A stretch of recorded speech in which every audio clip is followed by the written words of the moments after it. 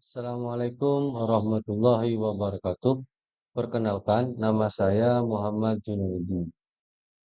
Pada kesempatan ini, saya akan memaparkan konektivitas antar materi, yaitu kesimpulan dan refleksi pengetahuan dan pengalaman baru yang dipelajari dari pemikiran Ki Hajar Dewantoro.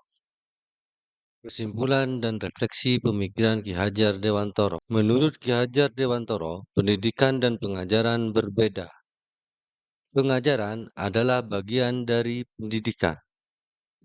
Pendidikan memberikan tuntunan terhadap segala kekuatan kodrat yang dimiliki anak agar ia mampu mencapai keselamatan dan kebahagiaan yang setinggi-tingginya, baik sebagai seorang manusia maupun sebagai anggota masyarakat.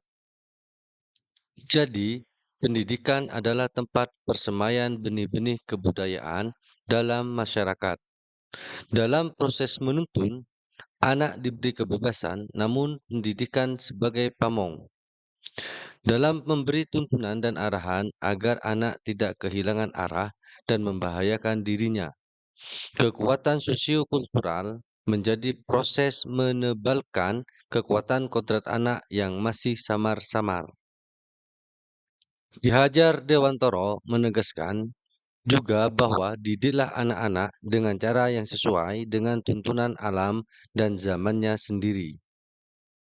Budi pekerti atau watak atau karakter merupakan perpaduan antara gerak pikiran, perasaan, dan kehendak atau kemauan sehingga menimbulkan tenaga.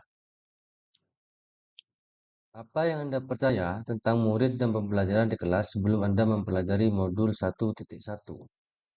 Murid adalah objek pembelajaran, bukan seorang manusia yang harus dibimbing sesuai dengan kodratnya. Murid merasa bosan dan ngantuk dalam pembelajaran karena hanya dituntut untuk mendengarkan dan menghafalkan. Murid tidak memiliki semangat dan persiapan awal belajar karena pembelajaran masih terpusat dari guru.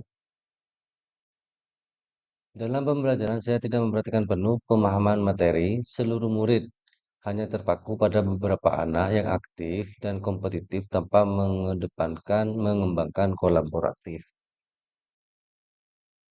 Saya lebih mengedepankan ketuntasan materi dan menitik beratkan penilaian pada aspek kognitif saja.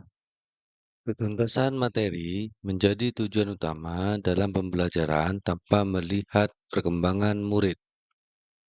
Apa yang berubah dari pemikiran atau perilaku Anda setelah mempelajari modul ini? Memanusiakan murid sebagai manusia yang memiliki kodrat alam dan perlu dituntun untuk menuju kebahagiaan dan keselamatan hidup. Merencanakan pembelajaran yang berpusat pada murid dan mulai mengidentifikasi keberagaman murid di kelas. Menuntun murid dalam proses pembelajaran sesuai dengan kodratnya tanpa harus mengedepankan ketuntasan materi.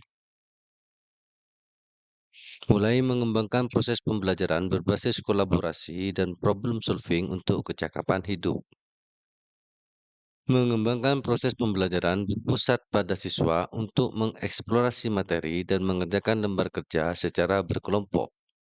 Melakukan pendampingan dan penilaian proses pembelajaran anak melalui olah pikir, rasa, dan raga. Mengembangkan murid untuk bisa mengkomunikasikan hasil belajar yang telah dilakukan secara berkelompok. Sebagai seorang guru harus mampu memberikan teladan yang baik, membangkitkan atau menggugah semangat, dan memotivasi. Apa yang dapat segera Anda terapkan lebih baik agar kelas Anda mencerminkan pemikiran Ki Hajar Dewantoro. Merancang pembelajaran dengan model pembelajaran yang inovatif. Kedua, mengedepankan pengembangan murid dengan berbasis pada pembelajaran abad 21.